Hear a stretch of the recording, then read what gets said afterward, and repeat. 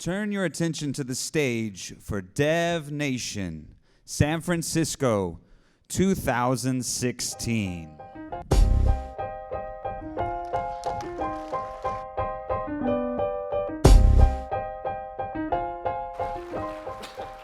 Thanks, everybody. Good morning. Good morning. Welcome.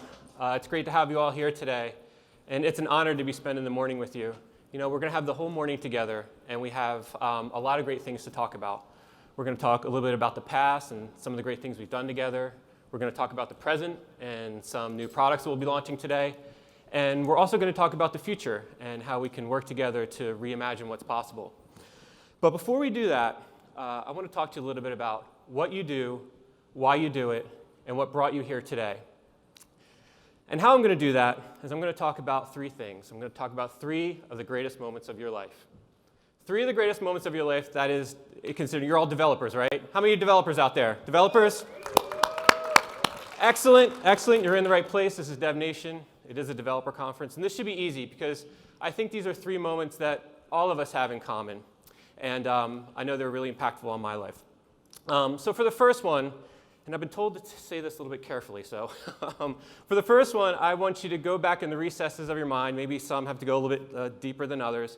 And I want you to remember the first time you ever wrote some code that worked. The first time you ever wrote code and told the computer what to do, and it actually listened. I know most people remember some version of their first time. I know I do, and I know many of you have told me your stories in the past. So I thought it would only be fair and that I would return the favor and tell you my story. And it's a little bit of a cliche, so bear with me. I was in sixth grade, right, and we had one computer that we shared in the library. Usually we just played games on it, but every once in a while they would teach you to do a little bit of basic programming. And I hadn't learned to write my first program yet, but I had watched some other kids, and through observation, I kind of learned the two most important statements that any sixth grader would want to learn, right? I learned the print and the go-to statement. And you all know where this is going, right? So usually I was a really good kid. I never got in trouble in school, but today I decided I was going to impress some people. And I proceeded to get in front of the computer, and I said, watch this. And I typed 10 space print, space not such a nice word, space YOU, return, 20 space go to 10. And you all know what happens, an infinite loop of not such nice things. And in typical sixth grade humor, they laughed, I thought it was cool, they thought it was cool. And I was like, nope, not cool, because I don't know how to make it stop. And so I panicked, and I did the only thing I could think to do, which was reach around the back of the computer, try to unplug it. The teacher caught me, and I had some explaining to do, right?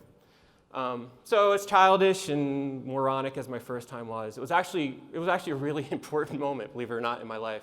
Because in that moment, there were some really important elements, right? It was really inspiring to me, because I discovered I could learn something that seemed kind of impossible before then. It was also really empowering, because I could teach myself something that I thought was impossible, and it really wasn't that hard. And it was really motivating, and I wanted to learn more. You know, up until that point, like, I didn't think of myself as a computer person, and all it took was that childish little thing, and I realized there was a whole world for me to explore. And I'm sure your story wasn't exactly like mine, although, believe it or not, I have heard people tell me that their stories were similar. But I'm sure that yours has some elements of mine as well. You know, and I think that you get those feelings every time you learn something new, even to this day. And I think that's an important part of what we do, because we always seek out to learn new things. We always want that spark of learning something new. And it's an important moment to remember and recognize. Now I want to talk about the second one, because the second one kind of happened probably a couple days, maybe years, maybe weeks later. It probably didn't happen the first time. And that was the time when you were sitting at your desk. You probably had some headphones on. You had some coffee. Everything felt like extra comfy. And you started working, and you started coding, and you kept coding, and you kept coding, and you kept coding. And next thing you know, it was like day was night, night was day. And like you've had to like pee for like the last 6 hours, and you still haven't gotten up. And you're like, what is this experience? It's amazing, right? It's awesome. When you get into the zen of programming, it's like hyper productivity. And psychologists actually have a word for this. It's called flow. And some actually think it might be the ultimate human condition. And chances are you don't remember your first time. And it's such a big part of what we do, right? You don't remember that first time because you expect it to happen every time, right? And when it doesn't, it's like kind of like a bad day, right? Like I believe that almost all of us in this room probably architect our lives around having that moment.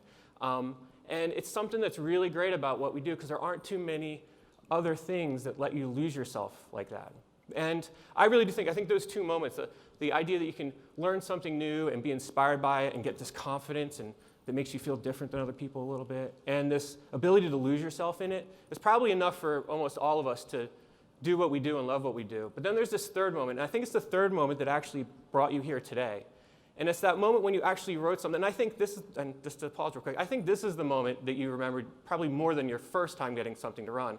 It's that first time you actually wrote something that was useful. And it was like, actually solved a problem, right? I mean, I know you can probably remember that first thing you shipped, right? And believe it or not, for me, the first thing I ever shipped was in a surf shop.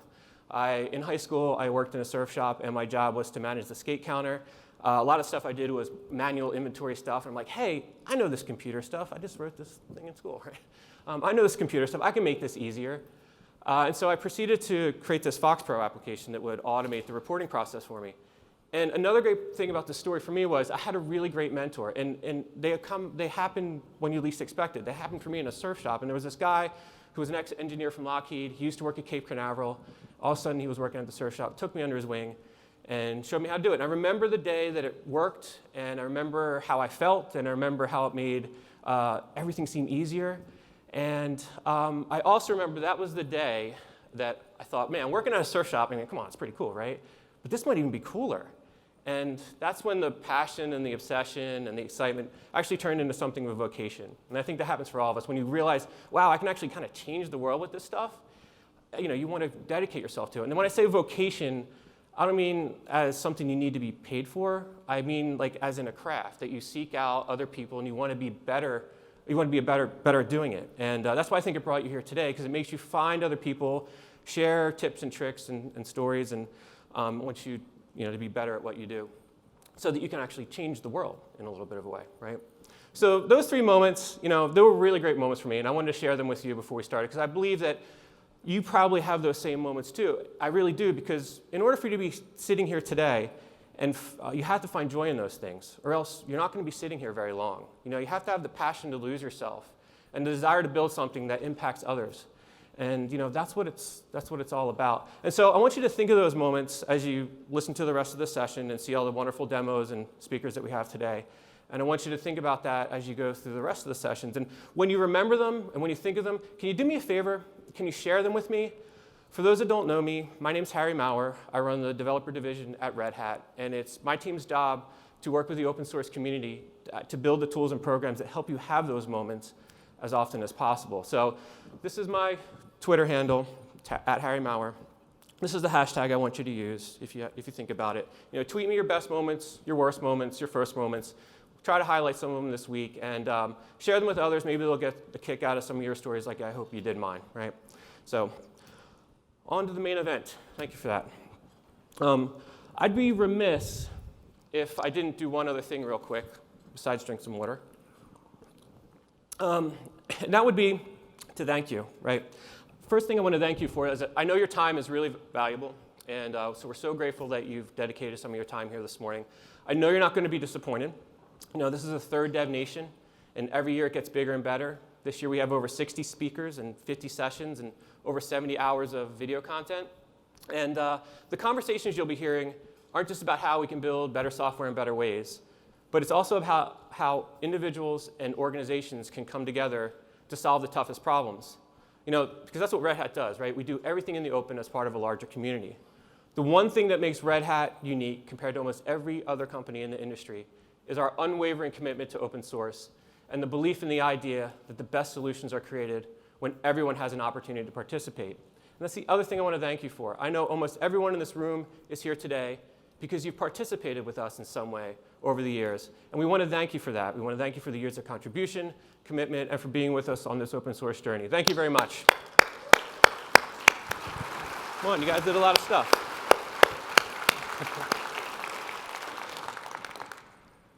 Over the years, we've done a lot of great work together, and I really do believe the work we've done as a larger community has really created the foundation for much of modern technology, and I don't think that's an overstatement. Because when you look at the body of work that we've done as a larger group, people tend to see, with Red Hat, they tend to see two big groups. They see Linux, and then they see the application platform. But actually, there's another area of work that I wanted to talk to all you about today because I think it's really dear to all your hearts, and that's the work that we've done around developer technologies and tools. I'm not sure if many are familiar with all the work we've done to establish some of the most basic technologies and tools that almost all of us use every day. You know, we've, over the years, helped found or contribute to hundreds of developer-focused projects. You know, projects like Hibernate and CDI, GCC and glibc, which are so important to the Linux ecosystem, and OpenJDK. And most recently, we've made significant contributions to both Docker and Kubernetes. One very important project that we've been part of over the years is the Eclipse IDE. All of us at some point have used Eclipse in some way. I mean, it's been a standard for almost all of us in our tool chest for over the years, and it's also been central to Red Hat's developer strategy. This past year, we continued to work extensively with the community on the latest release of Eclipse Neon. You know, we focused on making some of the most wanted features available, like Docker support. You know, as you know, many of our products are based on Eclipse, including JBoss Developer Studio, which I know probably most of you in the room use at some point. How many of you use JBoss Developer Studio? Raise your hands.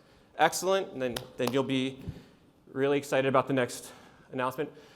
As part of the work we did on Eclipse Neon, and in conjunction with the Neon release, I'm happy to announce today that we are releasing Red Hat JBoss Developer Studio 10.0.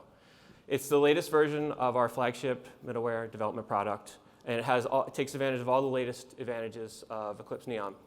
Plus, we've also added additional support for the latest version of EAP, our Java EE server, which you'll hear more about today. You can download it at through our developer program at developers.redhat.com, and we encourage you to try it out and let us know what you think. As you know, Java is a major component of our developer and middleware strategy.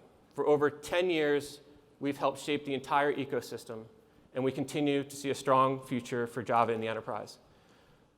To talk more about this and to pass on some exciting news, I'm delighted to bring Mark Little, our Vice President of Engineering for Middleware and Mobile Products, up to the stage. Mark?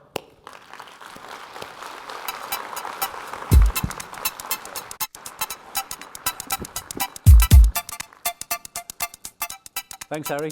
I'd like to just add my welcome to everybody for the third DevNation. For over a decade, one programming language has done more to unify developers of the world and been at the forefront of significant waves, whether that's the web, Internet of Things, big data, mobile, or cloud, and that language is Java. Java EE has also managed to achieve what no other middleware platform had before it, and that's to provide a standard for cross-industry enterprise middleware. And it did that because it represents an open standard that enables vendors to compete on implementation and, and business model. Obviously, we compete because we're an open source company. It's a collaborative standard effort, the JCP, and although it's driven by vendors, it's also driven by individuals and very, very importantly, by communities, very, very big Java communities. It has a consistent vision for all of the architectural tiers of the application, which really no standard before or even since has done. And it also has a very, very strong focus on compatibility. Now, while we're all here, hopefully, in this room to learn about the importance of Java and enterprise Java, I want to say that I think it's only fitting, and maybe a little bit selfish, for me to want to look back over one of the primary driving forces of both over the last 15 years at least, and that's JBoss. So 10 years ago this month, Red Hat completed the acquisition of JBoss, or as I like to say, JBoss completed the assimilation of Red Hat. Although the press release here talks about service-oriented architecture, and I was leading that at the time, even I have to admit, we weren't acquired because of our fantastic service-oriented architecture platform that didn't exist back then. We were probably acquired because of the application server. But Red Hat recognized that if it was to be the defining open source company of the 21st century, it needed to have more than just the operating system. It needed to start to develop a stack that was broad and deep. Here's a picture that I dug out of our archives from just after the closure. And hopefully you might recognize one or two of the people that are on this slide, and you may even see a few of them who are still with Red Hat around the conference over the next week or so. You might find it hard to recognize them because those that are still around have got a lot more gray hair. The gentleman, two from the left, as you look at the picture, if you didn't know, is Mark Fleury, who on a personal note is also the guy that encouraged me to make the leap to open source and to join JBoss before the acquisition. Now, I put up here a quote, one of the several quotes that Mark made at the time of the acquisition, and highlighted the bits that I think are the most important. He believed that being part of Red Hat was expected to help us innovate more with our upstream communities, more with our partners and our customers. And I can tell you that 10 years later, we have done that and some. And so let's take a look at some of the things that I think we have achieved over the last decade as being part of Red Hat. And by we, I don't just mean the people that Red Hat employs. I mean you guys, our communities as well. Now, we have a lot more things that we should talk about in terms of the things we've done, significant things that we've done within Red Hat, than I have time for. So I've had to prune the list. So one of the first, and hopefully many of you have used it, is Hibernate. It still remains one of our most popular projects. It comes in a number of different variations these days since Red Hat, with Hibernate OGM, for instance, and has been heavily adopted across a wide range of industries and has driven the JPA standard. In 2011, we took EAP5 and one of the very first releases of OpenShift and merged them to become the first vendor who had Java EE in the cloud. We also drove CDI into the Java EE specs. CDI was based on work that Gavin King and team had been doing around Seam prior to that.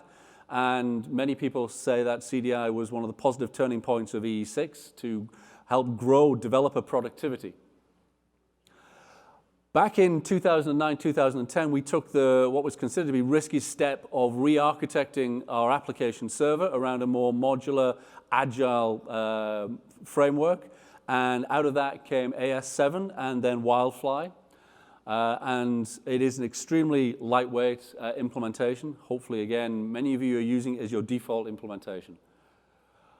3 years ago, we acquired FuseSource and also some of the most innovative people and projects that I've had the pleasure of working with. One of the first things we had to do after the acquisition, though, was look at the number of messaging implementations that we had at the time, which was more than one.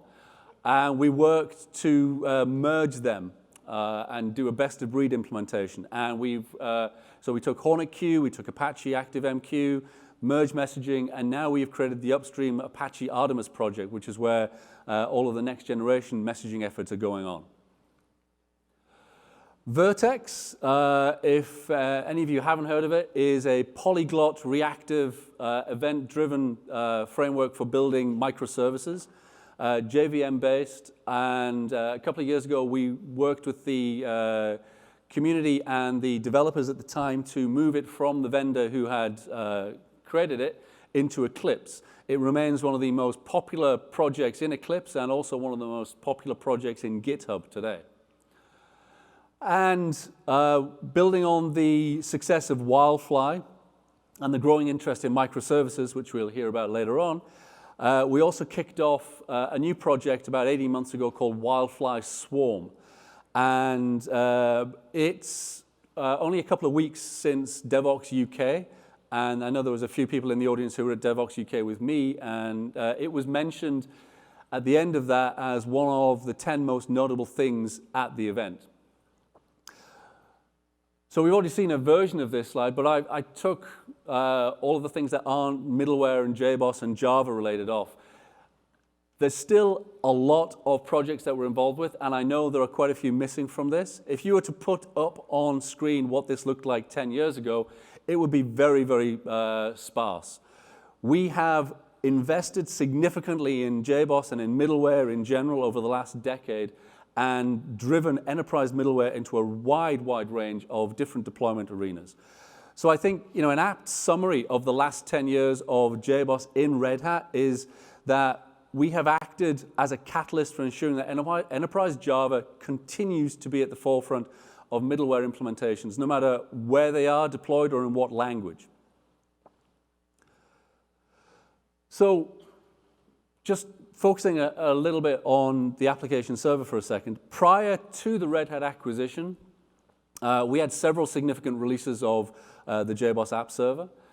So in 2006, when we were acquired, moving forward, we've had AS7 went obviously up to 7 major releases. Then we had 3 major releases of Wildfly, and we've had 3 major releases of EAP, which is our fully supported version of the application server. So again, going back to what Mark said, significant amount of investment from Red Hat and driving innovation in the communities with our partners, etc. Well, with this in mind, and it's probably one of the worst kept secrets in the industry at the moment, I want to mention that Red Hat is officially releasing JBoss Enterprise Application Server 7 today. EAP 7 is a huge release, and naturally it's EE7 compliant. It's got improved security with SSO and OAuth, even better integration with Dev Studio, many more quick starts, and it still starts in a few seconds. I don't want to steal the thunder from the many presenters that we've got here who are going to be talking about EAP 7 over the next few days. So if you're really interested, hopefully every single person in this room finds this incredibly interesting. You're all going to go and you're going to find those talks and you're going to sit in them and give the team the support. But I did want to just take a few seconds and give a round of applause to the teams and the communities involved in this work, many of whom are represented in this room today. You all did a fantastic job, and you all deserve a pat on the back. So, like I said, round of applause.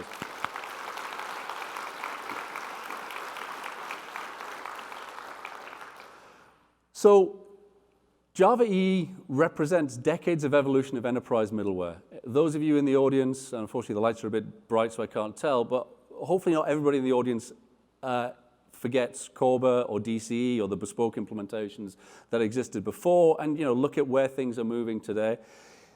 Core middleware or enterprise middleware capability, whether it's high-performance messaging, transactions, security caching, etc., they are precisely that. They're core. I've spoken a number of times at JBoss World and Summit keynotes on this exact same topic. Whether you're doing enterprise middleware for Internet of Things or cloud or mobile, you need these things. Java EE is evolving, has continued to evolve. Enterprise Java is a critical component in everybody's toolkit. Businesses are increasingly demanding more agility to drive features into production more quickly, and I touched on this earlier, but that's one of the reasons why implementations such as EAP 7 have become smaller and agile and tied into more newer development processes like CI and CD. Now, it's quite possible that you may have heard rumors that Java EE is dead, and I'm not going to comment on the actions of any particular vendors. But I am here to tell you today that Red Hat is officially continuing to support Java EE. We see it as a significant milestone in the evolution of Java EE, and we want to make sure that all of the specs that we are driving, such as CDI2, such as bean validation and batch, we will complete on time. And we're going to drive the JSRs that we're actively involved within, though not leading, to try and get them to complete. We see a bright future for enterprise Java. Java EE in 5 years will probably look very, very different to the way it looked 5 years ago. We have got to continue to evolve. But we're not alone in that opinion, and I'd like to invite up on stage a few friends who have a lot of experience in this area, and I thought it would be good for us to have a chat about where they see enterprise Java going today and into the future. So I'd like to invite Martin Veerberg from the London Java community, Therese Wynn from Tommy Tribe, Alistair Nottingham from IBM, and Mike Croft from Pyara. Come up, guys.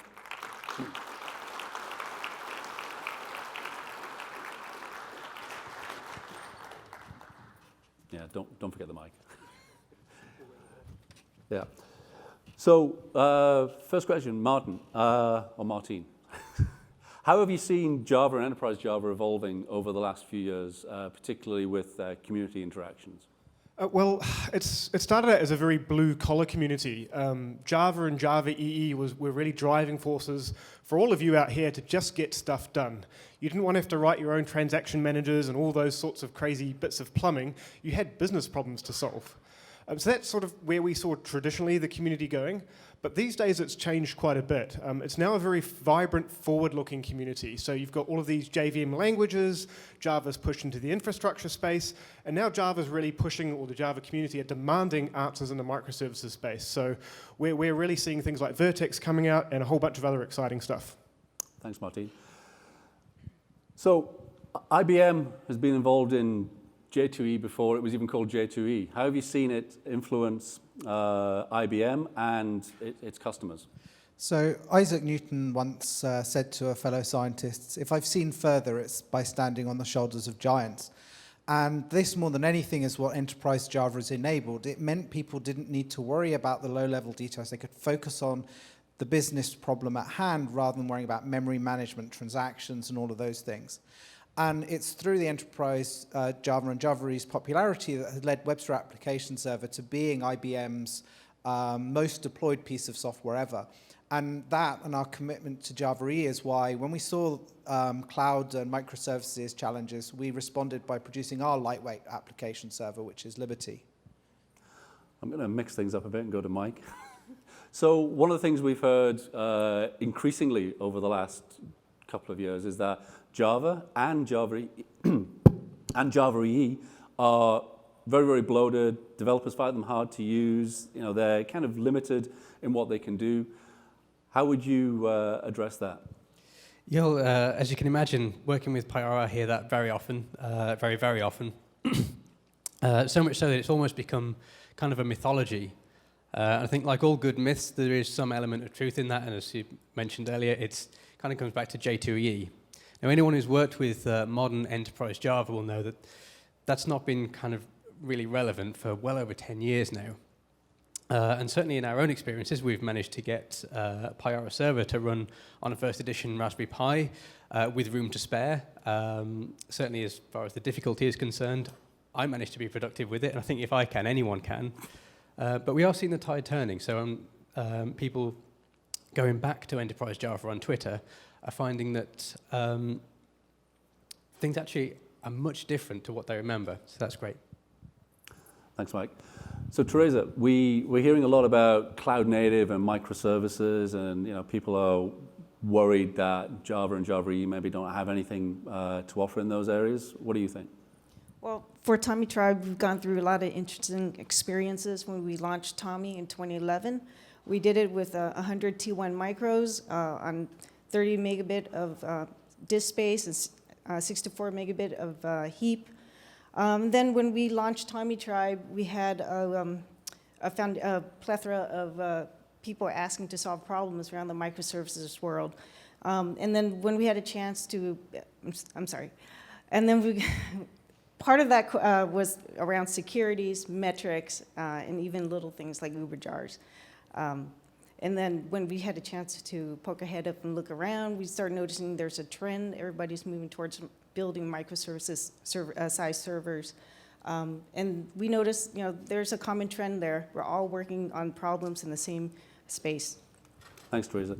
I mean, I think we can all agree that developers, and hopefully you guys will agree as well, want to leverage what they've, the knowledge that they've built up over the last 10, 20, or maybe even longer.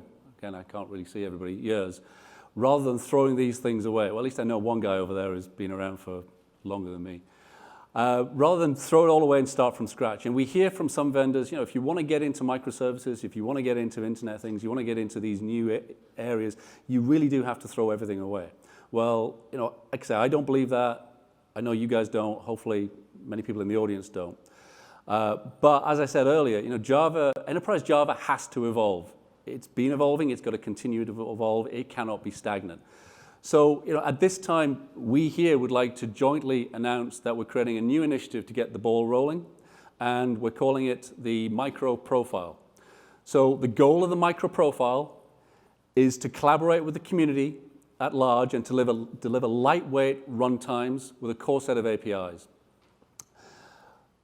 to enable you guys, our customers, our partners, our larger communities to start to develop enterprise microservices using the skills that they have known and used for the last 10 or 20 years. We're going to start with a minimum set of common services and common APIs, such as JAX-RS, CDI, and JSON-P. And we vendors here are going to commit today to delivering runtimes that boot applications written to this profile in just seconds. And in addition, we want to invite other vendors to come and the communities and individuals to get involved, help us to develop the microprofile, evolve it into new areas so it continues to be relevant. So while I've got you guys here, I thought that we would take a few minutes to just discuss how you all think this initiative is going to evolve, how we got together to do it. So let's start with Alistair. How do you think the initiative started, and what's IBM's role going to be in this? So it kind of started from two things. One is the explosion of interest in microservices, and the second is the slowdown in evolution of the Java E8 standard. Whilst IBM can go and create our own approach and answer to how to do microservices with Java, what our customers want is something that's an open standard so they can have multiple implementations from proven vendors, so they know that any investment they make has got longevity. So, if over the last few months there's been discussions in the Java E work group and after DevOps UK about what this might mean and what it might look like, and that's really where we came to today. Thanks, Alistair. So, Teresa, do you think standards have a role to play in the modern open source world? And if so, is the microprofile going to head towards a standard? And what would Tommy Tribe's position be working within this community? Well, if you have 10 implementations out there with no standards, you can have 10 different projects running, fragmenting the market. So we think that there's a strong benefit to having common foundation, and part of that is, rapid innovation, building on top of open source. So this is the first time that we're all openly collaborating on a project together, and we're very excited about the microprofile project. We're working on advancing standards before it becomes a standard and leveraging on the existing ones. Thanks, Teresa. So, Mike, in today's modern world of Linux containers, we hear about immutable architectures and containerless approaches, and how Java, and specifically Java EE, which has been built around an application container approach, really doesn't fit into that model. What do you think, and is this something that we're going to take into account with the microprofile work? Yes, absolutely. I know at Pyara we were obviously already working with Linux containers, and particularly Docker. But I think it's very important to remember that application containers and Linux containers are very different. Their purpose is to solve different problems. So there's absolutely no reason at all why they can't work together very well. In my own experience, I've found that actually the philosophy of layers that underpins Docker and the way that you work with it is really, really appropriate for working with enterprise Java, and particularly Pyara server. I think going forward, when we think about having a very lightweight Linux container with a standards-based microprofile on top of that, we enable developers, you guys, to really focus on the business logic, the bit that actually makes you money, that makes your clients happy. And I think the benefits of that are going to be really significant. Thanks, Mike. So, last question, Martine. I know that we've all been working in the Java EE working group Slack channel that Alistair mentioned just earlier, with I think it's well over 150 other individuals. How do you see that work tying into what we're talking about here with the microprofile effort? So a little bit of history. So the London Java user group, we joined the JCP, so the standards body, about 5 years ago to try and help represent about 400,000 Java user group members, so developers like yourselves out there. And the overwhelming message we were getting from the developer community was they wanted a proper two-way communication between themselves and the vendors in building new long-lasting technologies. So instead of having standards pushed down to them, they want to be able to collaborate with the vendors nice and early to build long-lasting technology which works for them, for you.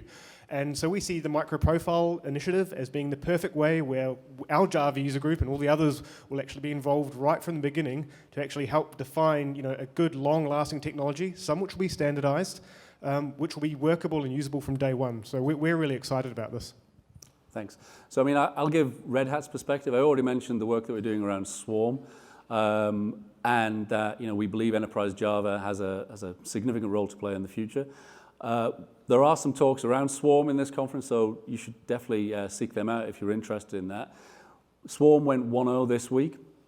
And again, not to steal thunder, Swarm builds on the idea that developers, particularly Java EE developers, want to use that knowledge, and they do understand that they need to move to a more microservice style approach. But how do you take a Java EE application and you decompose it into microservices? That's exactly what Swarm helps you with. And we mentioned it and touched on it in a few of the answers here, that we all think that Java EE has to evolve. So some of the things that we're going to be doing in the microprofile work aren't just about continuing to work with the existing JSRs and Java EE interfaces that are there. And if you look at what we've been doing in Swarm, we've now tied it into some of the Netflix OSS stuff. It's been tied into Keycloak and a lot of other areas and projects that go well beyond what you might expect from Java EE. So I'd like to thank you guys for coming up and giving us your perspective on all this. And if anybody has any other questions that they have on the microprofile stuff, you can go to the microprofile.io website, which is now available. Thanks a lot, guys.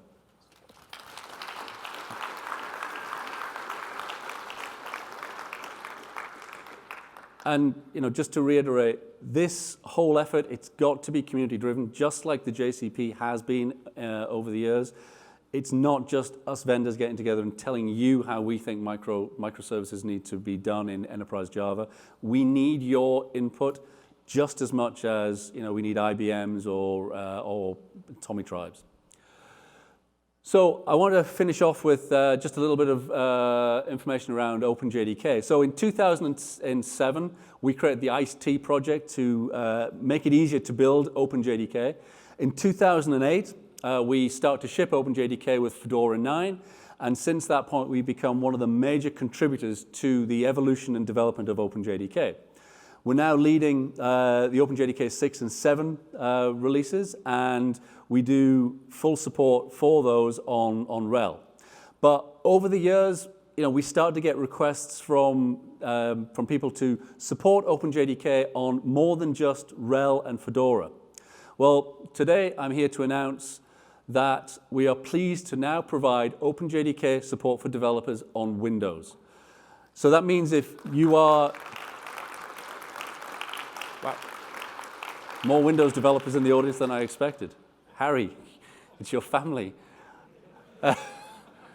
So this means that if you're developing on Windows and deploying to RHEL, you can now get support for the whole end-to-end process from development through to deployment from Red Hat and from our OpenJDK team.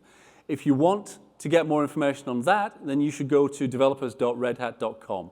And there are one or two OpenJDK developers around, one of whom is sat in the corner there. He's the really old guy, because it takes it out of you. So, I'm incredibly proud of the work that we have done collectively, not just within Red Hat, over the last decade. I've worked with some great engineers, both within Red Hat and outside of Red Hat, with our partners, our customers, and our communities. We're in an era of rapid innovation and evolution. We just heard about microprofile stuff there, for instance. And they say that 24 hours is a long time in politics. For those of you from the UK, you know exactly what I mean there. Well, I think it can be even longer, like an eternity in some areas of our industry. And importantly, innovation isn't just happening in enterprise Java or with Java. It's happening in a wider area of efforts within Red Hat and beyond with our partners and customers. So to talk a little bit more about that, I'd like to invite Harry back on stage. Thanks a lot.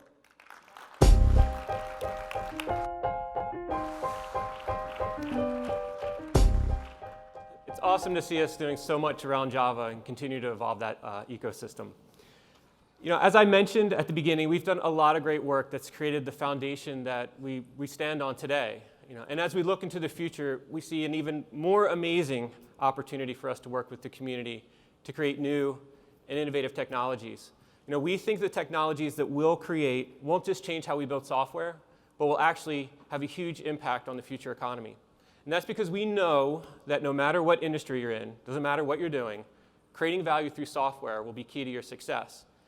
And we also know that the applications that will deliver that value will be some of the most complicated we've ever built. Those applications will have to span multiple devices and data centers and development technologies. They'll have to be built faster than ever before with greater levels of engagement.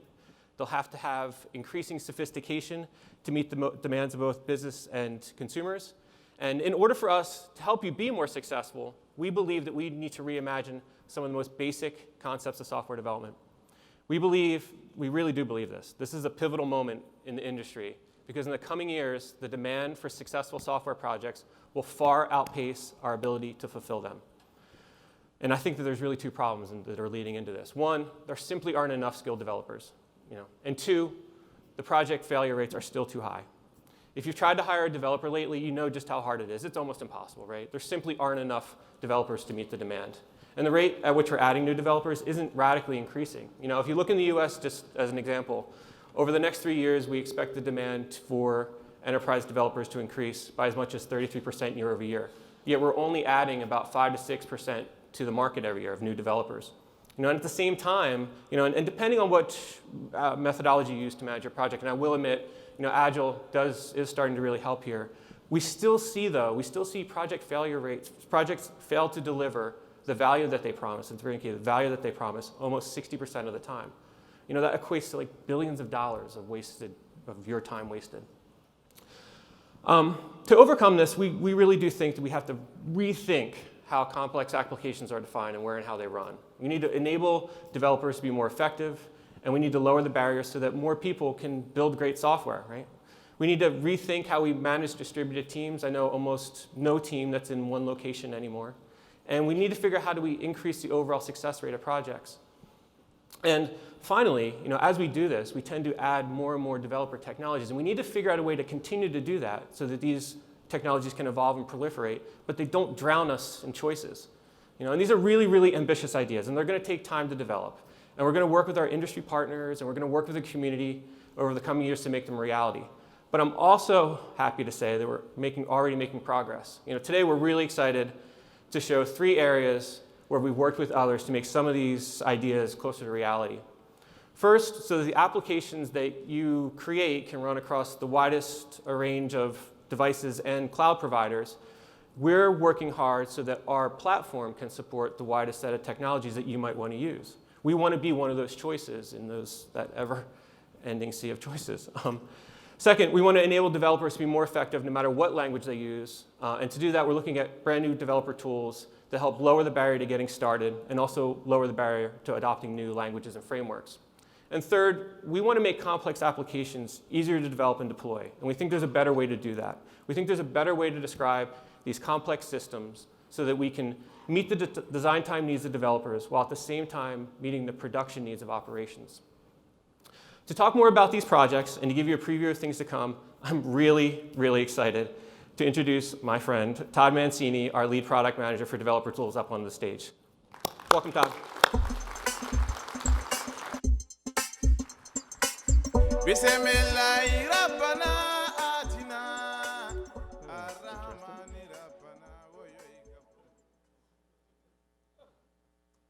The year was 1969, and 2 significant events occurred that would shape our entire industry.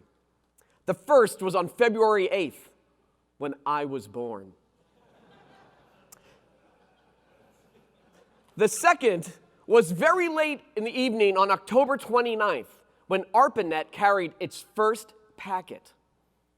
Now, granted, maybe one of these events was slightly more significant than the other, but in some way, they have joined together to bring us here today. So ARPANET, let's talk about that. When it carried that first packet between UCLA and the Stanford Research Institute, it set the stage for an industry that thrives on sharing and collaboration. And at Red Hat, as a developer tools product manager, I get to work with some awesome associates, and I get to work with this community of all of you and our partners, and the collaboration is phenomenal. But here's an interesting side note. That first transmission between those two endpoints was actually an attempt to do a remote login. So let's go back in time. Let's use our imaginations and imagine that night at 11:54 p.m. on October 29th. It probably went something like this. I'm typing the L. Did you get it? And they're on the other end. They got their phones like, yeah, we got the letter L. We see it. Okay. I'm going to type the letter O. Types the O. Yeah, we got the O. We got it. Now they're doing their login, right? So they type the letter G. And what happens? The thing crashed spectacularly. Now, when you think back to what Harry said about describing his trials and tribulations of developers all around, what do you think they did next? How did they go about solving this problem? What would you have done? Well, I know what I would have done. I just would have tried again. Let's see what happens again, right? So they tried the L, and they tried the O, and the packets went through, and they tried the G, and again it crashed at the exact same place. But there's a fundamentally more important aspect of this story, that the first 3 characters to be successfully sent over the internet were LOL. And this is why we have the internet that we have today. But I digress. So good morning, DevNation. It is DevNation, right? Does somebody here want to see some code? All right. Do people want to see some demos? Do people want to see demos that crash so spectacularly the presenter challenges themselves about their life choices up to this point? Yes, good. Well, we've got all that for you. I want to know, though, who wants to see the demos the most? Who wants to see the code the most? Let's do it by continent. North America, do you want to see these demos? Pretty good. South America. All right, we got some of them. How about Antarctica? Van Nostrum, very nice, thank you. The Australian continent. Asia.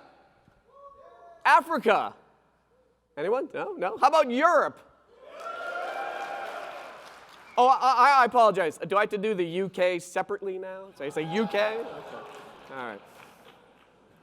We've also got a large online audience, and I want to thank all of you that are watching online. We're being simulcast on developers.redhat.com, but also on Channel 9, channel9.msdn.com, which is Microsoft's video site for developers. And did you feel the chill? Like, we're together? Is this happening? But it is. And the reason why it's happening is because we have this amazing strategic partnership that we announced back in November with Microsoft. And that included bringing the power and breadth of the .NET ecosystem to Red Hat Enterprise Linux. And this past March, it was my great pleasure to share the stage with Scott Hunter and Scott Hanselman to show you the progress we had made at the Build conference that Microsoft held. And now to kind of continue that conversation, it gives me a great pleasure, and it's a great honor to welcome Scott Hanselman to our stage to talk about the current state of the .NET open source project. Scott?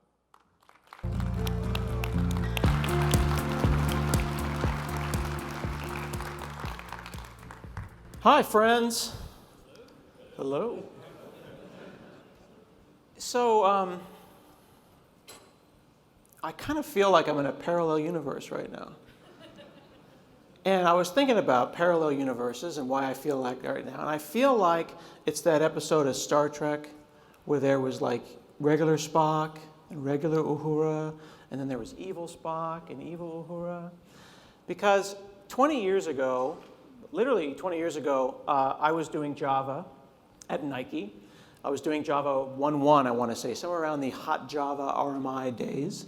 And then as we came into the early 2000s, .NET happened, and I discovered C#, and I found that that was the language that made me happy.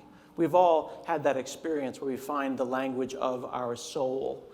And that was the language that made me the most happy. So then apparently, I became then evil Spock. But it turns out, evil Spock is like a really nice person. Evil Uhura, also super nice.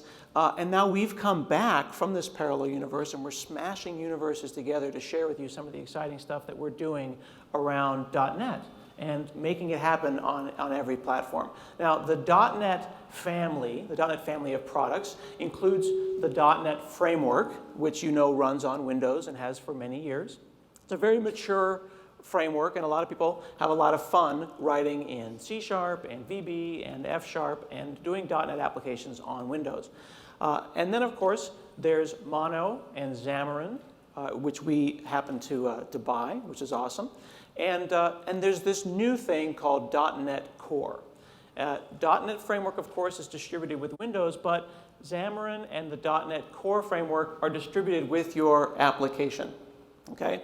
So that offers a number of new opportunities. And the .NET Core allows you to write these cross-platform server applications that run anywhere. You can develop on Windows, you can run on RHEL, you can develop on a Mac, you can run on Windows. You can run them anywhere that makes you happy. And this is a reimagining of .NET that is going to support new workloads in the cloud, new microservices workloads. It's totally modular, and it's totally open source. Everything that we do now in the developer provision at Microsoft is open by default, not closed by default. It is a very weird place for evil Spock to be hanging out. We allow you to choose whatever editor makes you happy, whatever platform that makes you happy, and we promise that it's going to be great and it's going to be fast everywhere that you run. We've got a pile of contributors. In fact, right now we're seeing as many as 40 to 50% of the pull requests for the core FX and the core CLR and the internals of .NET coming from externals. And we think that by bringing this to all the platforms that we're going to have more users and more fun and more choices on the new .NET and .NET Core. Now, Visual Studio and .NET have had some pretty crazy momentum. We can talk about all the big numbers and stuff, but the ones that I'm more excited about are not the millions and the billions, but 18,000 people outside Microsoft contributing to our repos. This is not just source opened, the way that Microsoft used to do things. This is real open source that's happening right now. It's happening on every platform. It's happening on Raspberry Pis, where you can run ASP.NET Core on a tiny Raspberry Pi or a tiny ARM device. This was the contributions that we were seeing in the space on GitHub in 2014. And this is 2015. When we look at all contributions in 2016 of all kinds, we start to blanket the globe, and then using dots to represent stuff kind of becomes stupid. The next slide, of course, will just be a green square. We've also seen a resurgence of excitement and enthusiasm around people blogging about this stuff. There was a quiet time there where people weren't blogging about their enthusiasm and their new open source projects, but we're seeing that pick up again. People are energizing, at least in our community, the .NET community, themselves and their peers by blogging about their experiences, which we're finding really exciting. And Microsoft is also enthusiastic because we're starting to get to the point where we're not afraid anymore to be excited about our accomplishments and the accomplishments that we're making as an open source community, particularly around performance. .NET Core is already over 8 times faster than Node.js, and we're going to publish, smattering of applause there, we're going to publish on the Tech Empower benchmarks, and we will be up at the top. And I think that's going to get a lot of people excited about new performance characteristics. We're already, like I said, 8 times faster than Node, almost 3 times faster than Go, and then almost twice as fast as Java. So there's a lot of fun and exciting stuff going on around performance. All of these benchmarks, open source, you can run them yourself, up on GitHub. We've also got the .NET Foundation, which is filled with lots of different projects, some Microsoft and some outside, including Xamarin, that has joined as well recently. And they provide mentorship and governance and coordination and all the kinds of things that you'd expect from any good foundation. And then Red Hat has joined the .NET Foundation Technical Steering Group and has been working with us since April. We've also had JetBrains join and Unity. And I'm very happy to announce today that Samsung is joining to help us with our ARM-based work. So Samsung is now going to be a member of the .NET Foundation, which is pretty hot. It's really easy to start learning .NET and .NET Core right now. You can learn how to program. If anyone here doesn't know how to program, it's a good time to start. And .NET Core on any platform is a great way to do that. It's all on GitHub. ASP.NET Core, which is our model view controller framework, and microservices and web API framework is up on GitHub. The .NET Core CLR, that common language runtime, is available on GitHub. F#, and also all of the Xamarin stuff is available as well. And if you switch over to my machine here, if you go to .net, dot.net, that's our new vanity URL that we paid lots of money for. Not that much. You can download .NET Core today. We launched .NET Core this morning, .NET Core 1.0, so major excitement for that and a big round of applause.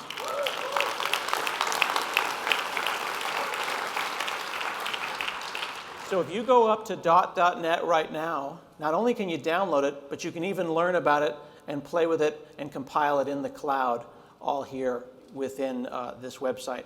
And if I go and click on Download .NET Core, I can see Windows, Mac, Linux, Docker. I can pick on RHEL. And we see that you can now enable the channel and yum install to your heart's content.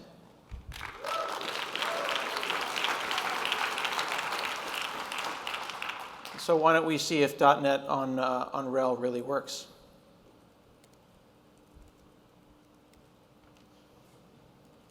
Someone told me to stop doing that because they said it was unprofessional. It looks like that did not stick. So I just said .NET new, which is going and generating a little C# application right here. And then I said .NET restore, which brings in the libraries that I need. And now I say .NET run, and we go and compile that, and that's Hello World running on RHEL right now. In fact, I'm going to do all the demos, and all the time I'm spending here is on RHEL. I don't actually bring a Windows box with me just to prove that it's real.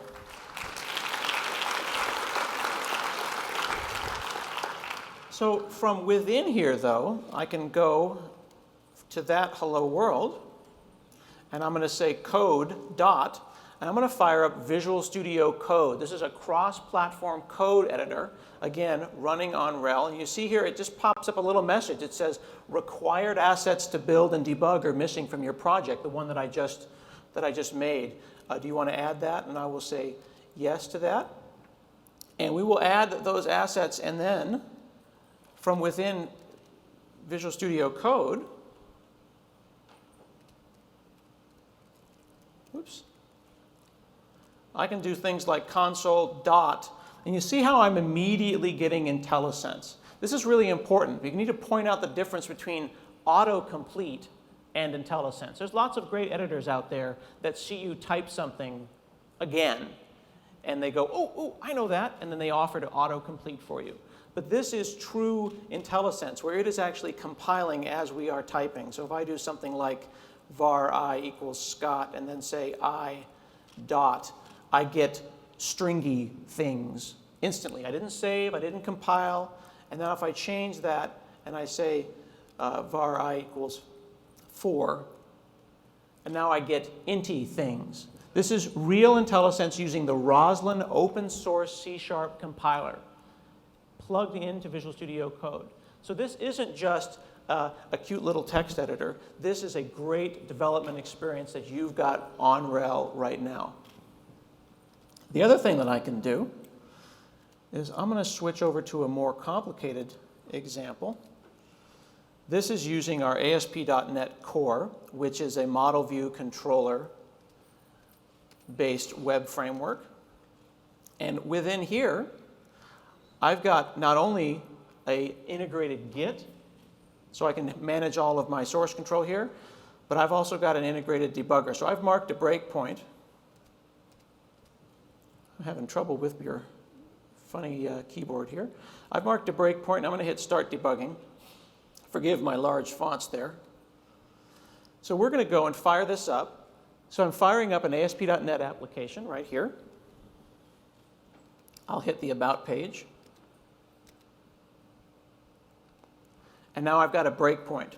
So we've got the full call stack, a rich debugger. I've got tooltips. I can hover over variables and see what's going on. I can set watches. This is not just a code editor. It's a redefinition of what you should expect in a cross-platform code editor. And what's exciting about this is the Visual Studio Code runs anywhere and lets you deploy to anywhere. So I can develop on RHEL and deploy to RHEL. I can develop on a Mac and deploy to RHEL. I could write this on Windows and deploy to wherever. It's totally up to you. And the code for Visual Studio Code is also up on GitHub. Recently, I recompiled Visual Studio Code to run on my Raspberry Pi just to see if I could, because that's the kind of fun and excitement that we see around open source, is the ability to try crazy stuff and see if it's possible. And it is. I'm going to go ahead and stop debugging here. We've also got, within Visual Studio Code, features like extract method. So I've got rich refactoring. We've got not just IntelliSense, but an integrated terminal. So I can go and run this application from the command line if I wanted to as well. Now this particular application is a pretty basic Hello World application, but I wanted to use it because, I'm going to go ahead and run that again, it gives an example of not just .NET, but also some of the other package managers that we've got available as well. .NET uses a thing called NuGet to bring in its packaging, but we also support NPM, Bower, Gulp, and Grunt. So you can bring in libraries from NuGet, you can bring in libraries from Bower and NPM. You can use the tools that make you happy the way that you want to. So you're seeing that Microsoft is going for choice at every level. We want you to be able to do whatever. Now, in this example, I pulled this down from Git. I put this up, though, in Visual Studio Team Services. Visual Studio Team Services is a cloud-based system to keep track of all of your source code, except I'm using Git as my source code provider while this is up in Visual Studio. But this is more than just a place to stick code, although you can. It is also a place to build your code. So we've gone and put some continuous integration definitions up here on this web-based tool, a Visual Studio Team System. You can see that I can go and build this .NET application here. Because it's cloud-based, I can go and build it and then deploy it out to a RHEL machine that's running in Azure. So I've plugged this into Visual Studio Team System. I can then generate that, publish those artifacts, and because it's totally pluggable and it's totally up to you to use whatever makes you happy, I wanted to see how many different DevOps things that I could do, because you can't have enough DevOps, right? My friend Donovan always says you're just going to sprinkle a little DevOps on it. So we've got Git, we've got Visual Studio. I wanted to plug in a thing called Octopus Deploy, which has native RHEL support. So this Octopus has this tentacles and agents that allow me to do large-scale system, heterogeneous system deployment. This means that I can deploy to my Windows machines, my RHEL machines, whatever machines I have around, all using the same tools. So here I'm deploying out to staging with this same application. But because, again, you can't have too many DevOps systems, I figured I'd plug in Jenkins, just because I wanted to see what a website looked like in the 90s. And so now we've got, no disrespect to Jenkins. So now I've got the exact same thing pulling from Visual Studio Online, except it's coming in from Jenkins.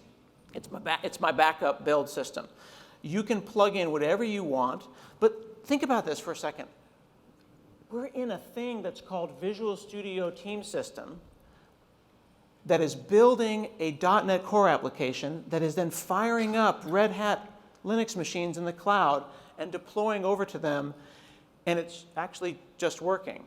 And it's okay, and no one is storming the stage to say, stop, you shouldn't be allowed to do that. There's actually like vice presidents that think this is a good idea. And this is all that we've ever asked for, isn't it? Is choice. Choice to write in the languages that make us happy, in a heterogeneous environment, and it's also a recognition that the cloud itself is a hybrid, isn't it? Because we all have heterogeneous workloads. We have microservices that are running in JBoss, and we want them to be deployed on the same system that may be running our .NET workloads. So I can take these services, these web APIs that are running in .NET, maybe on Windows, I could move them over to RHEL if I'm a RHEL shop, and I can run those on the same managed servers that are running my existing microservices environments. I can use the same container systems to run either of these things. If I've got developers that are mixed developers, some are on Mac, some are on Windows, some are on Fedora, they can all use the same tools, talking to the same back end, and deploy these systems in a way that makes them happy. So I thought that would be cool to do that, but I also thought it would be nice to throw that up into Azure. So this is actually the same website, the Hello World website, running in a RHEL machine in Azure, which is actually like stupid easy to get to. You just go and say, create virtual machine, and you've got Red Hat Enterprise Linux 7.2 right there in Azure. You can make one of these in minutes in Azure today. And the significant thing about this, and why we're so excited to bring .NET Core 1.0 to you all here first, is that it's supported. This isn't a toy. This is an enterprise quality workload that we're releasing today. And if you call Microsoft, you'll get support. You call Red Hat, you'll get support. This is real, and it is happening, which is pretty freaking amazing.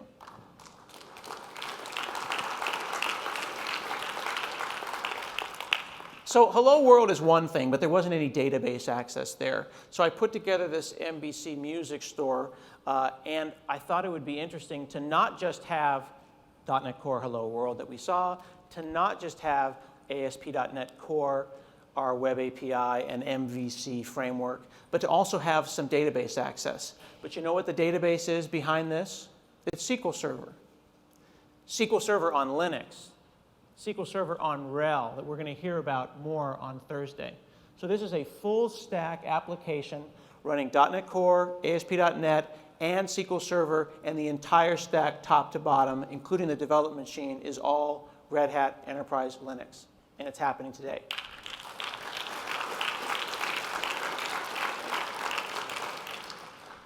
So, my friends, my message to you, you can go to .NET.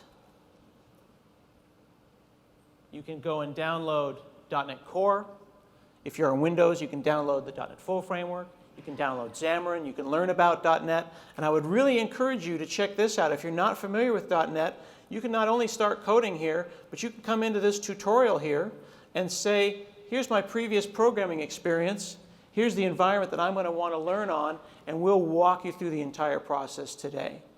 You can use .NET Core on Enterprise Linux today, Red Hat Enterprise Linux today. You can do it on Windows, any combination of all of these. It is released today. Please go and build some great things. Thank you very much.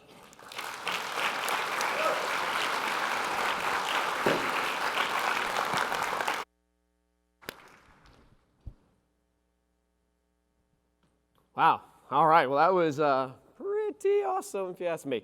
I have to say that the engineering teams that made this happen, not only the contributors from around the world, but there was some really, really hard work going on with some Red Hat engineers and some Microsoft engineers. The teamwork between the two teams was phenomenal, and some of them are actually in the room today. So thank you, guys. You really pulled it off.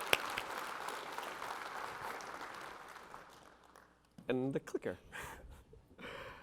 So if you want to learn more about .NET, there are some sessions going on at DevNation. If the slides would go up, you will see them in a moment. But there are 3 sessions, 2 from some Red Hat associates and 1 from some Microsoft people. So please be sure to check those out if you're interested. And if you are interested in learning more about .NET and Red Hat and how that all works together and what we're doing in that space, you can always go to what is now my favorite URL, redhatloves.net. Yes, thank you. So one of the things I actually love about working here at Red Hat is, we're all, encouraged to actively participate in open source, and that doesn't have to be an open source project that's related to anything that Red Hat does heck, it could be something that's competing with something that Red Hat does. It's really about the ethos of being, working on open source. And in the Red Hat developer group, we take great pride in the fact that we default to open. That's really our commitment to you, that we're going to run our development organization in a completely open and transparent way. So kind of in that spirit, I thought I might show you kind of a science experiment, if you will. Scott did this awesome presentation on opensource.net and VS Code, all running on Red Hat Enterprise Linux. And he's the Microsoft guy, so I suppose I should go onto a Windows machine and use the commercial version of Visual Studio 2015 Enterprise Edition, and see what I can do from a .NET world. So if we can go to the right laptop, please. The other right laptop? It's my right. Thank you. So this is a Windows 10 machine, and I have on here Visual Studio 2015 right there. And I've also got installed on this machine the Red Hat Container Development Kit. So the Red Hat Container Development Kit version 2.1, it's actually a new product that we're releasing today, and it really greatly simplifies the process by which I can go about developing really truly enterprise-grade orchestrated multi-container applications that run on Red Hat Enterprise Linux or OpenShift. And we're proud of the fact that our container tools adhere to our open by default philosophy without any sacrifice or compromise. So over here, if I go into the Hyper-V manager, there's my Container Development Kit virtual machine. It's running there. It is running in Hyper-V. One of the parts of the partnership that we have with Microsoft is we agreed to make our platforms work well together, and that includes from a virtualization standpoint. So this is true Red Hat Enterprise Linux running in Hyper-V. It is a true VM that I can log into, right? It's not like some black screen that it's trying to hide something. It's the full thing, and there's OpenShift running in here, and it is truly enterprise grade. What's also cool is it really was pretty simple for me to get this up and running. I double-clicked it through an installer, and I got it all there. I'm logged in, and it's a beautiful thing. So what can we do with it? So how can I use this VM that has all this amazing stuff in it? Well, the beautiful thing here is that I've got a development environment that's essentially going to match production in many ways, right? Because it's using these enterprise-grade platforms. And that's going to help me minimize some of the potential of having bugs that end up in production due to a mismatch from environmental changes. But let's go back to Visual Studio. Now, inside of Visual Studio here, I've opened up that same music store application. I'll make the font size bigger in a second. That Scott showed you at the end of his presentation. And as you would expect on Windows, if I go to the debug button when it's set for IIS Express, that's the web server on Windows, it's built for doing development. It runs, gives it a second to compile and deploy, and see, I told you they might go spectacularly bad, but no, there it is. It worked great. So it was this exact same music store app. It looks and feels the same, and it should because it's the same .NET Core on Windows as it was on RHEL, and it's the exact same code base. However, you'll notice that as part of this kind of science experiment I was talking about, I wanted to do kind of like a one-man hackathon, just spend a few hours and see how far I could make this thing go. So you would expect it to work on Windows, but I've made a different debugging profile that I just called the Red Hat CDK, the Red Hat Container Development Kit. And this is tied into that container runtime environment that's running in that virtual machine. And if this was all going to kind of do the kinds of things I wanted it to, I should be able to go into the code base and do things like set breakpoints and what have you. So it's an MVC app, Model View Controller. Model kind of models out the data. View kind of describes how to display it. The controller is how it responds to interactions from the user. So I'm in the controller for the store. Because it's full Visual Studio here, I can very quickly scan through the definitions and jump to things. So I might want to go to this browse method. So the browse method is what's going to be hit whenever you try to browse the music store. And I'll just set a breakpoint there. So now I'm going to go ahead and start debugging. Now, because it's a little bit science experimenty, it doesn't really start debugging. But what's cool about Visual Studio and what's cool about .NET is they have some great foundational technologies in them. .NET actually includes, as part of the family of open source projects, a GDB-like debugger, which implements something called the machine interface, which you may be familiar with because if you've ever used MI debuggers in the past, which they're very popular, it lets you do wire up over standard in, standard out to do remote debugging sessions. Now, you might think, oh, my demo failed. It didn't fail. It's just because all I did was a script that ran that set up my environment. It went in, it created a container, deployed the container, it shared the application's output into that container from Windows into the Red Hat Enterprise Linux container that's running. And now I simply have got to come in here and fire up that special machine interface debugger. So this is the one step that's manual, but this could easily be made non-manual at some point. So I just type debug in this command prompt .mi debugger launch. And I've got to give it an executable. And the executable is essentially, what debugger do you want to use? And the debugger is simply .NET. So that .NET executable that you saw Scott running at the command prompt in RHEL, exact same thing, that's the debugger. And then it needs some options. And the options kind of tell it how to talk to that remote thing. And that script file that ran actually created this little options file for me. So now it's connecting to and talking to that container with the debugger. And that would mean that our application is now running. So if I come here and try to go back into the container and see if we can pull up the website, fingers crossed. And there it is, running in the container. But how do we know? Maybe it is, maybe it isn't, right? So let's go browse the store. And I immediately hit the breakpoint. So I am interactively debugging in Visual Studio 2015 Enterprise Edition to a .NET app that I deployed directly into a container with a few clicks and typing a command. All the heavy lifting was done for me. So I think it's got some potential, right? So, so I will do a blog posting that kind of shows how all this works. And the commitment from Red Hat and from Microsoft is that we're going to work together to make this as seamlessly as possible. So it really becomes just that push F5 and start debugging. But cool. All right. Moving on. Let me hit stop here. So get out of that. So one of the things that we also saw was Visual Studio Code. And quite frankly, I'm a big fan of Visual Studio Code. I've always been a fan of Visual Studio, but Visual Studio Code I love because it's an open source project, and I like the fact that I can contribute to it. But the thing is, I also do a lot of Java coding, right?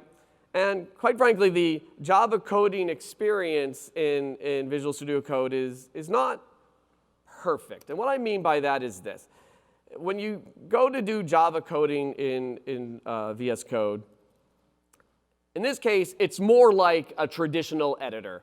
It gives me nice syntax, color highlighting, but there's, if I go and screw this up, it doesn't tell me that I've screwed anything up. There's no real autocomplete that's intelligent. This is just some random alphabetical list of potential things, that aren't related to this class. It's not truly kind of like a Java IDE.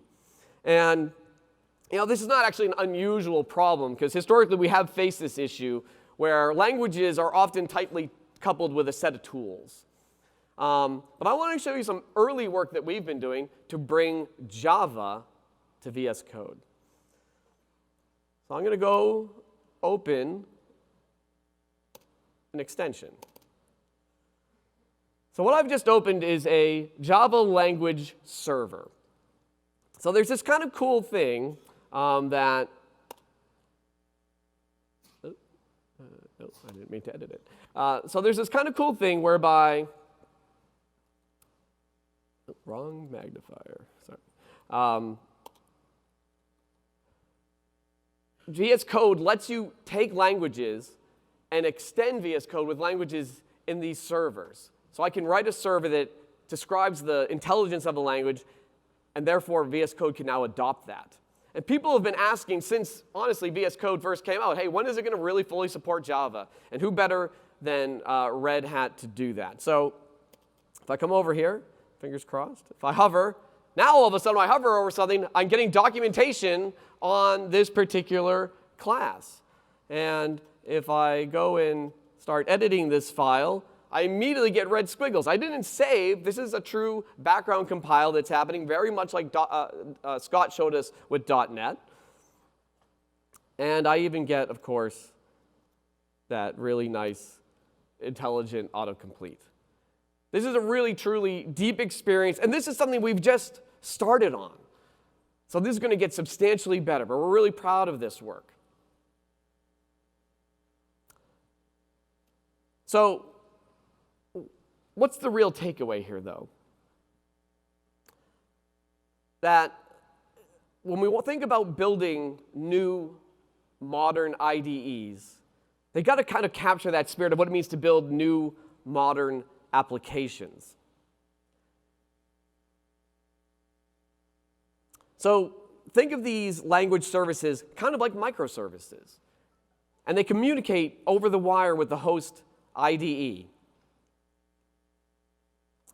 That's how VS Code works. But I also wondered to myself, wait a minute, if this is how VS Code works, and it has this protocol, and it has these languages, could maybe another IDE adopt that same protocol and therefore kind of steal all those languages that people had worked on for VS Code? Or conversely, could they have maybe made support for their languages that VS Code could now suddenly adopt? So I wondered, and I said, all right, let's make some phone calls. Let's round up the community. And we made those phone calls, and we had some video conferences, and then we got together, and we had some face-to-face meetings. We got this great team of people from Microsoft, from Red Hat, and from CodeEnvy to work on this problem together. And we're super excited today to announce a partnership to adopt and support a language server protocol that provides a common way for different editors to integrate language intelligence. And there's one basic goal here, to make it possible for any IDE to work with any language.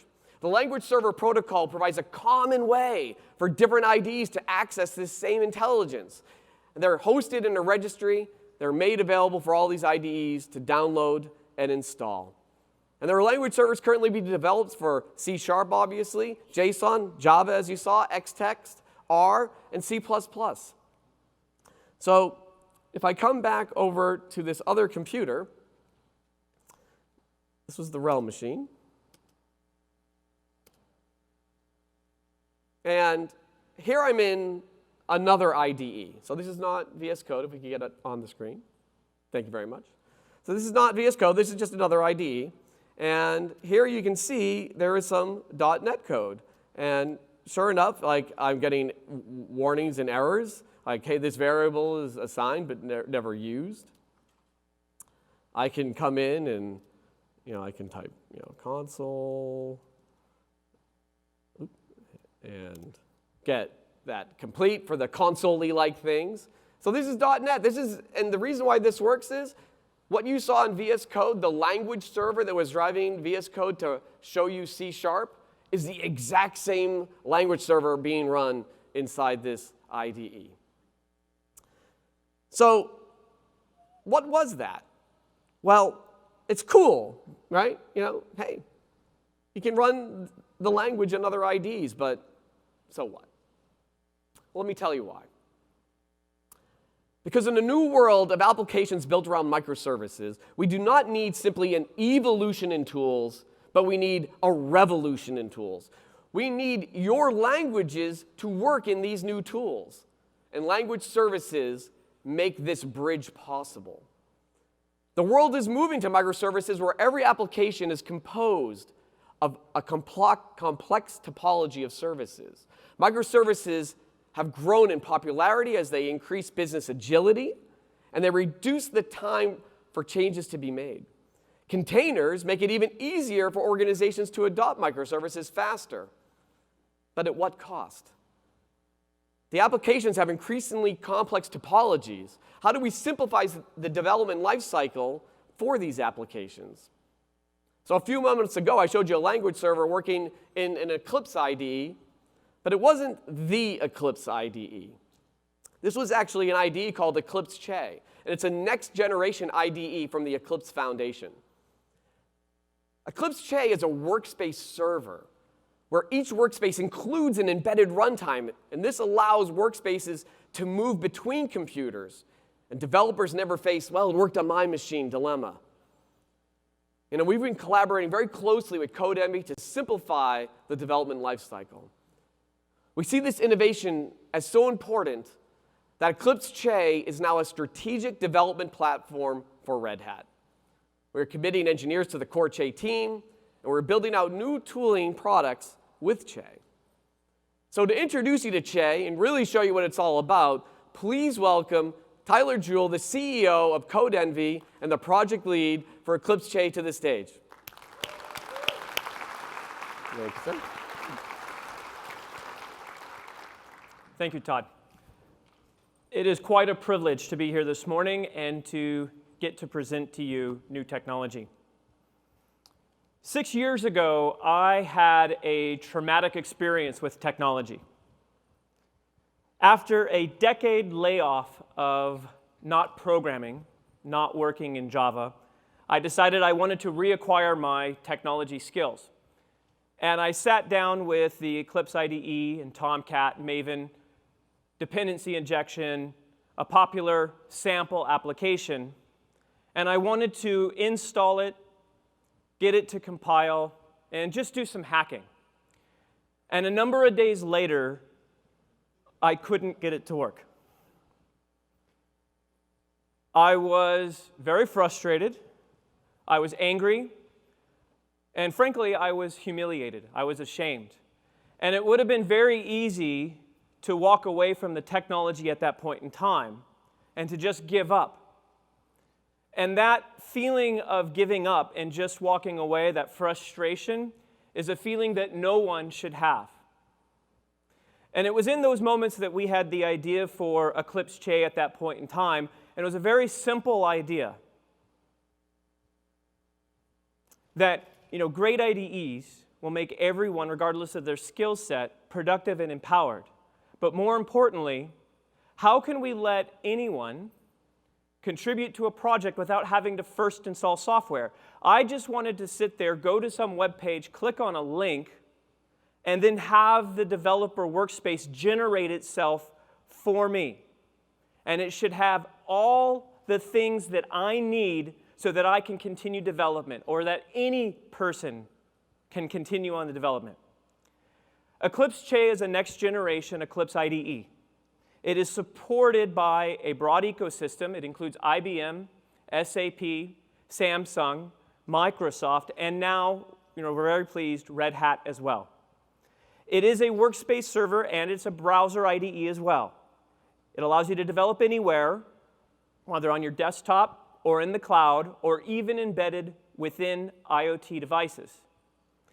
We want to let anyone anywhere contribute to these projects without first installing the software.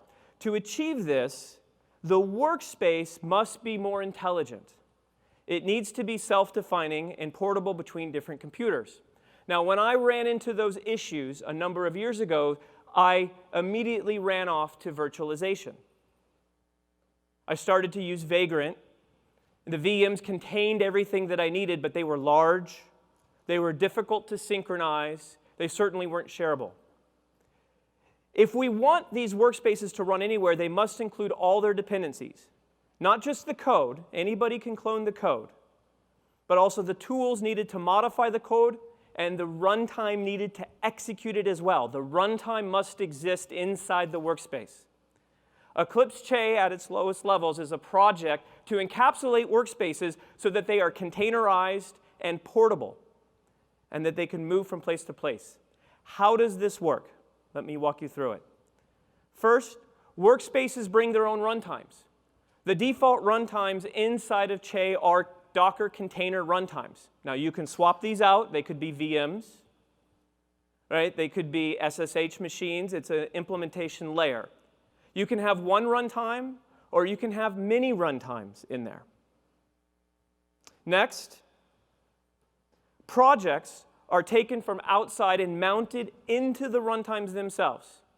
You can have one or more projects, and they can each have a typing that goes with it. When developers go into those runtimes, they have root control access. That means you can work with any framework, any programming language, any language server as well. Then, there we go, workspaces serve up their own custom IDE. It's a browser IDE, and it's served from within the workspace itself, and it's customizable. And also, because the workspaces have SSH running inside of them, you can connect to them with your desktop IDE, whether it's Eclipse or VS Code or whatever popular tool that you want. Then, workspaces are hosted in a server, and you can operate this server and put multiple workspaces in there. And while developers have root control access to their workspaces, IT can maintain operational control of the server. Next, the workspaces are shareable. They're in a server, so they can be collaborative among multiple users at the same time. And then, most importantly, the entire workspace is defined through recipes, and then those recipes allow for the snapshotting of the workspaces and all their contents, and the reconstitution of them from one place to another. So how does this look? Let's take a look here. Bring up. Excellent. All right. Another demo. Good morning. Let's have some fun here. All right, so welcome to Eclipse Che. Our scenario here is that we would like to work with Docker Compose on a sample application that is going to run on Wildfly and a database, Postgres or MySQL here. We need to have a multi-container microservices application. We would like to be able to develop with that, do some debugging, and then ultimately take that same container topology and then move it into production on an OpenShift or Kubernetes system here. So I want to go and create a workspace. Now, in this world, our workspaces need to include a runtime. So when you create a workspace, you've got to pick the projects you want and the runtimes that you want. And I'm going to use a custom stack here. And the stack is just our way of saying, hey, what is the recipe? What are the contents that we want to put into this runtime? And these support a Dockerfile syntax or a Docker Compose syntax. And if I can just figure out how to use this mouse, here we go. It is not working.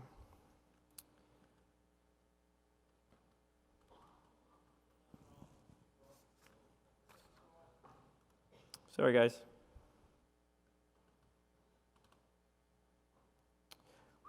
There we go.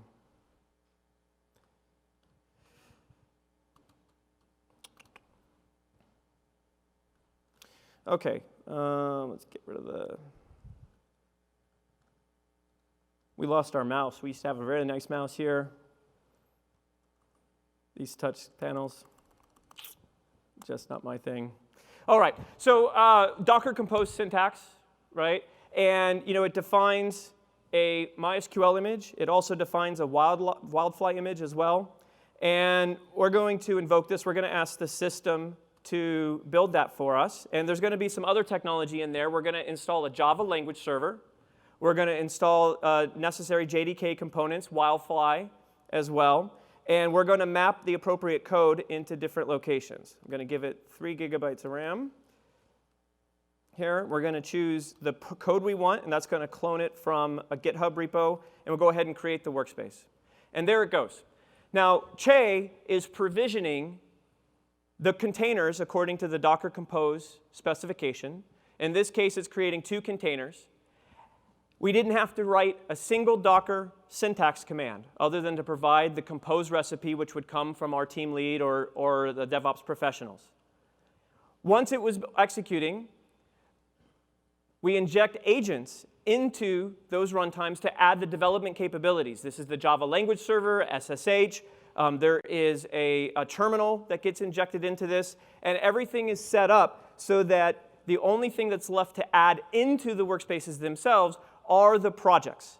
And once this workspace is booted and activated, and that we can verify that it is running, and that it is secure, and that it's accessible, the source code will be cloned, and then the IDE will be loaded for us in the browser. We could connect our desktop IDE directly into the workspace if we so chose. Each workspace is given a unique IP address and an SSH ID. And just waiting for it to finish loading this JSON server.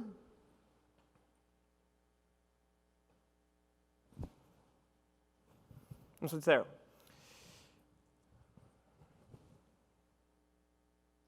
All right, demo gods.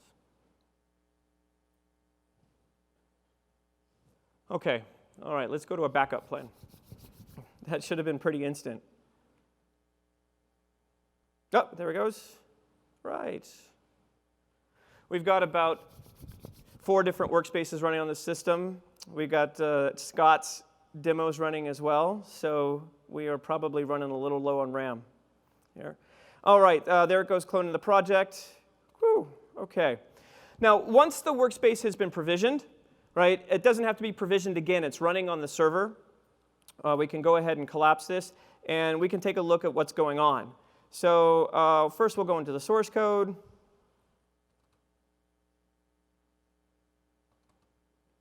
Take a look at a REST method here. We'll go into the booking service. All right. All right, we put the cursor around. So we've got a browser access, typical editor experience. We can do control space. We got automatic Java IntelliSense. We can put it on an org, and so we get package management there, which is great. It's already giving us the syntax analysis. We'll go back, and it's fixed there. OK, so that's all well and good. We've got a terminal access into our workspace that's remote as well. So we can go into Ticket Monster, and we can do an ls shl. So there's my project. I could touch DevNation as a file. And let's see, I could go back up to the root of this project. And let's see here.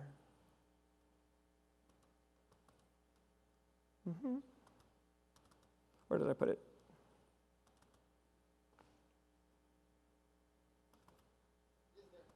Did I miss it? Oh, it is there, right in front of me. Double click it. So it's synced up between the IDE and the editor. There's nothing in that file. That's great. I could run Midnight Commander in here. It's all good. I've got full Git control access as well. So now we need to compile it. And so we've got a set of commands. These containers are your workspace is running remotely. So we need to be able to take commands that are local to us in the browser and inject them into your workspace. And so that's what we do. We take these commands, transform them into a process. This is a Maven clean install. It also then packages up the ward, deploys it into the right directory, and starts Wildfly. This first Wildfly instance is actually going to set up the database tables and get that set up. And once it's all said and done, we've got a preview URL, which is telling us where this system is running off into our workspace. And in this case, localhost is the local host of the workspace runtimes that are out there as well. All right. There we go. We got the Ticket Monster app. So boom. OK. So without having to install any software, we provisioned a workspace. It had multiple containers. We didn't have to have any Docker syntax. We've got language intelligence. And we've got the sample app. And we can come in here. We can buy a ticket. We're going to choose a venue in Toronto.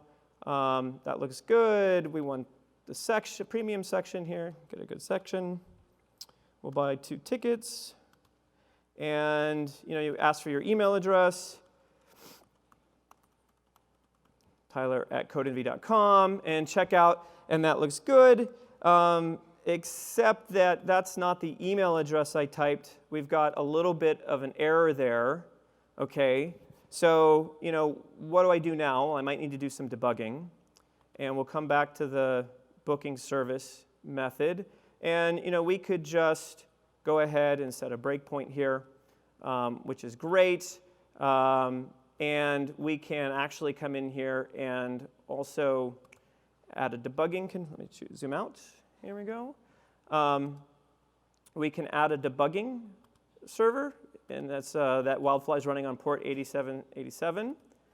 And we can ask ourselves to connect the debugger. And voila, we've got a debugger now. And so if we go back to our app, run it again,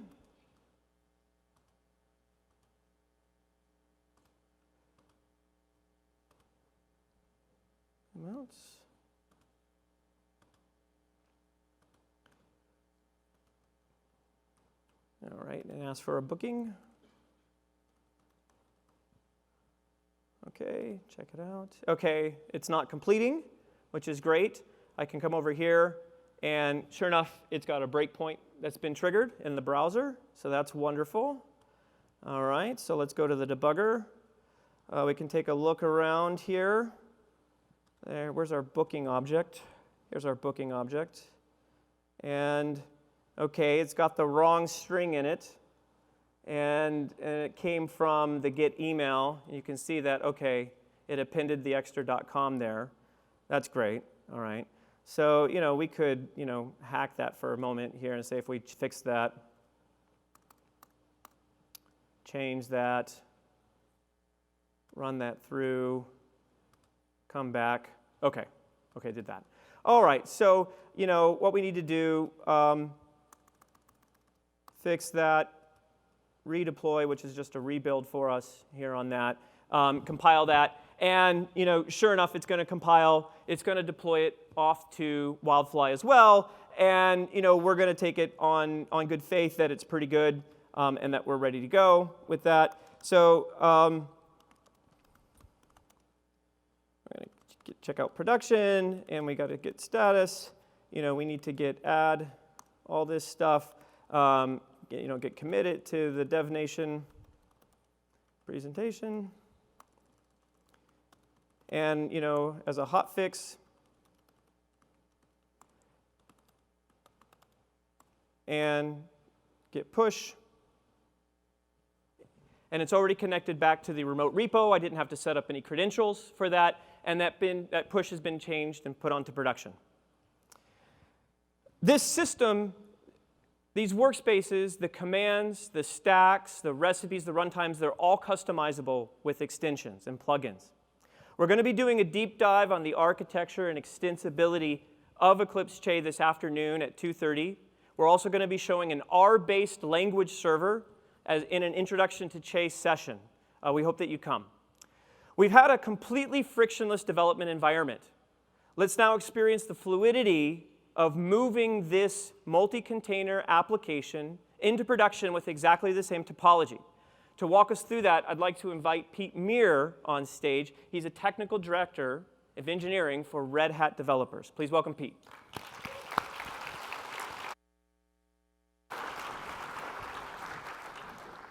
Thanks, Tyler.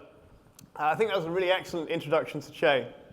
Thinking back to some of the things that Harry said at the beginning, he was talking about some of those experiences you get when you're developing. And I think you could do that, some really great experiences with Che. But we all know sometimes that the elation that you experience when you get something right, when you build something of value, that can so easily, all too easily, turn sour for you.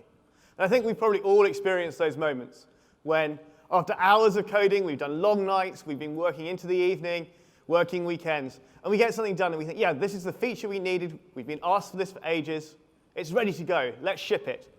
We push it out, and bang, it doesn't work. Nothing works. And we don't really, to be honest, understand why it's not working at this point. We've kind of lost where we are. So what if you could consistently take that same topology that you were running in your development workspace and run it in other enterprise-grade environments, like staging or production, and expect it to always just work? So how would we go about doing this? Well, the Ansible team at Red Hat have created something pretty interesting with the Ansible Container Project. The purpose of the Ansible Container Project is to build, deploy, orchestrate containers at scale, all from Ansible playbooks. And it offers us a venue to drive technical innovation around composing containers.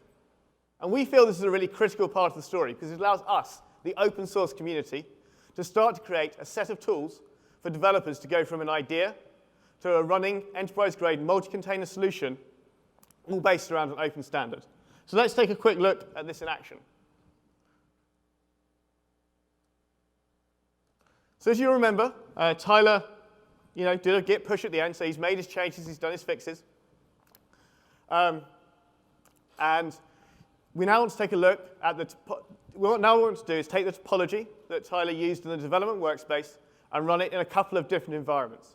So for the purposes of this demo, we're going to use Ansible Container as our staging environment and OpenShift as our production environment.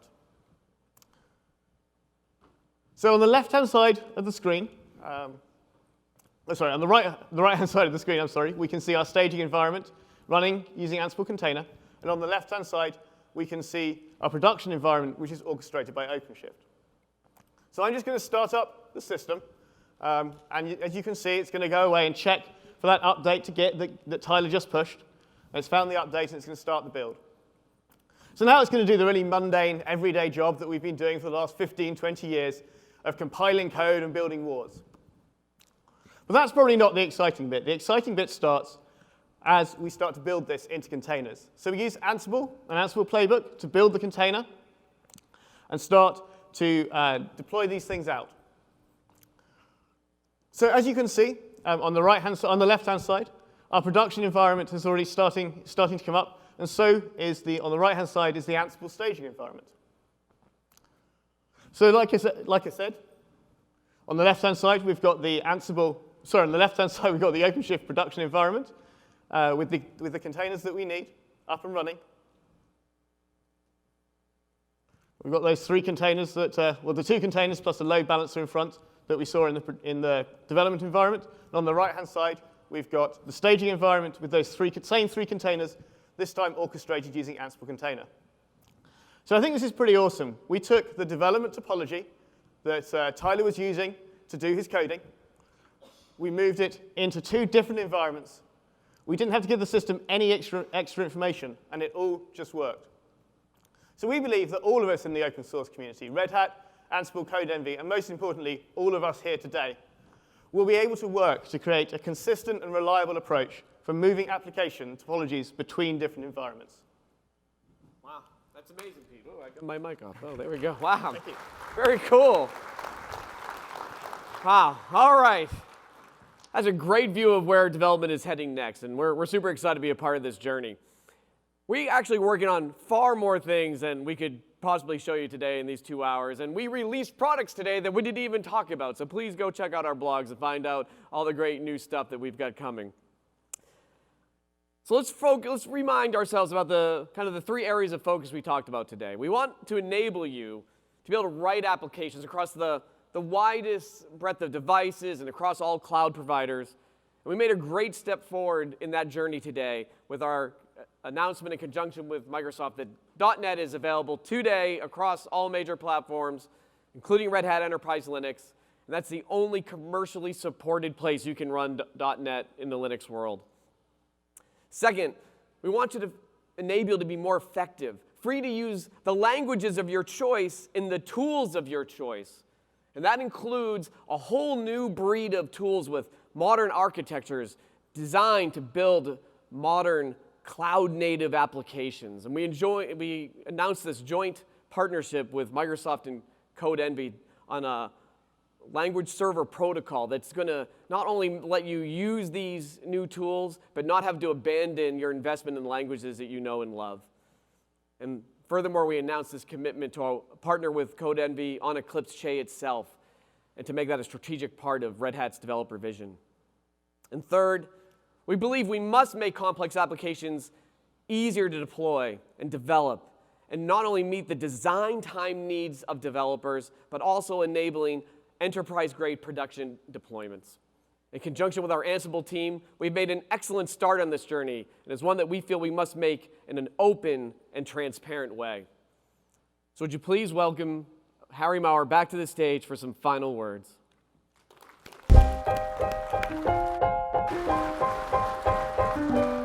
You know, I'm blown away by all the work that the teams have done today, by all the things that we've announced today. Today was one of the largest single-day announcements that we've had at Red Hat. I think there was over 12 announcements just this morning alone.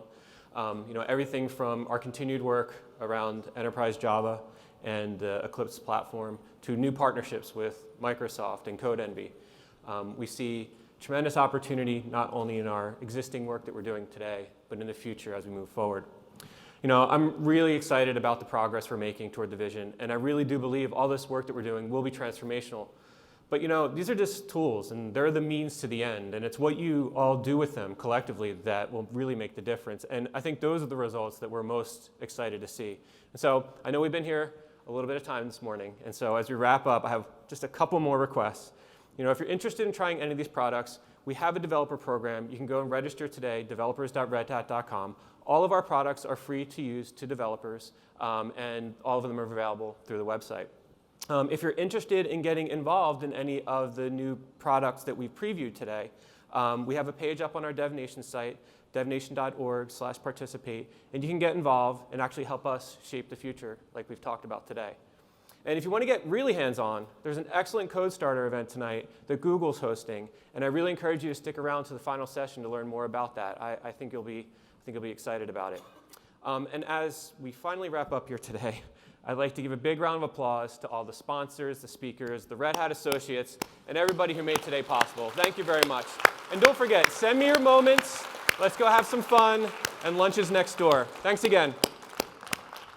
Get up, go get it now, don't stop. You gotta keep on pushing till you reach the top. Stay in perpetual motion, perpetual motion, perpetual motion, now don't stop. Get up, go get it now, don't stop. You gotta keep on pushing till you reach the top. Stay in perpetual motion, perpetual motion, perpetual motion, now what's an idea if you don't take action? That's doing nothing, expecting something to happen. That's breaking the law of action and reaction. Like hoping for happiness from a happy accident. It's like practicing without any passion. A floating is a battle on a ship without a captain. Loose lips do nothing but lose ships, and there's no need for talking if you're really gonna do it. Time's precious, you don't really wanna lose it. But it can slip away quickly from your loose grip. You wanna stay afloat, might have to rock the boat. Step on some alligators to make it across the moat. To the king's castle, nothing without a hassle. But when you reach the top, I guess it really won't matter. As long as you follow the calling that you hear, because there's nothing in the world that can stop you if you fear it now. Get up, go get it now, don't stop. You gotta keep on pushing till you reach the top. Stay in perpetual motion, perpetual motion, perpetual motion, now don't stop.